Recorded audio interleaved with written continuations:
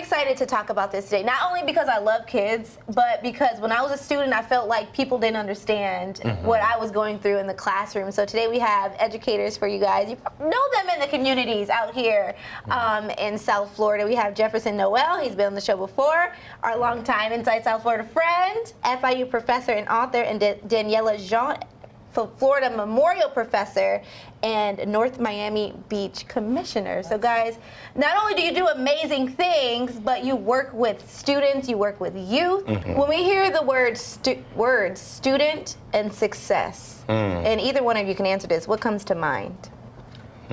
Well, you know, being an author, I know Jeff is an author as well. I've written a book called The 5 G's of Success, and the first G is goals. You know, goals, GPS, how to get there, the grit and the grind, and also the growth process. So I think students need to have goals, and they need to know how to get to those goals using like a step-to-step method, right?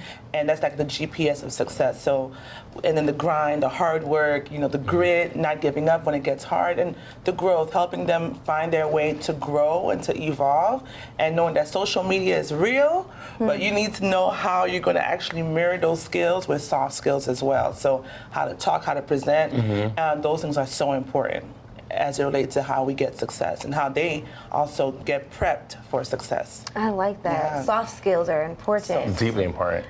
Go ahead, because I know you're great at soft skills and talking with the youth. But ultimately, it all boils down to accountability, someone to see them through, someone to walk with them through the process, someone to guide them. And I believe if they have that, and if they have that internal desire and passion to actually succeed in life, with those two things coming together, there's no stopping them. Jefferson, is this hard to maintain or even to obtain when you are an educator, when you're a parent, an older sibling? No. Can we help kids do all of what you just said?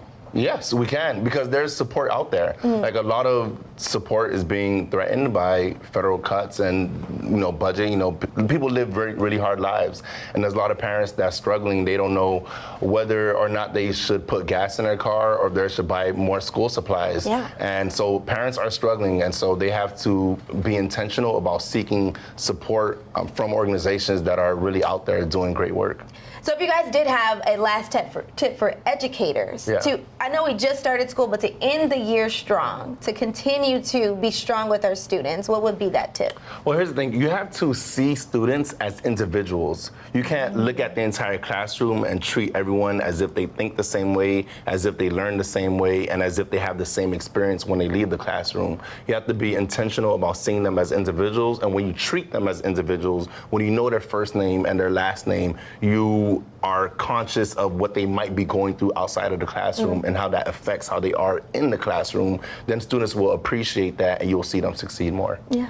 So good. And to the point about individuals, remember that we were kids too. So from the procrastination to different things that we go through, the busyness of life, to put yourself, to have that empathy, to put yourself in the shoes of the student and understand that they're human.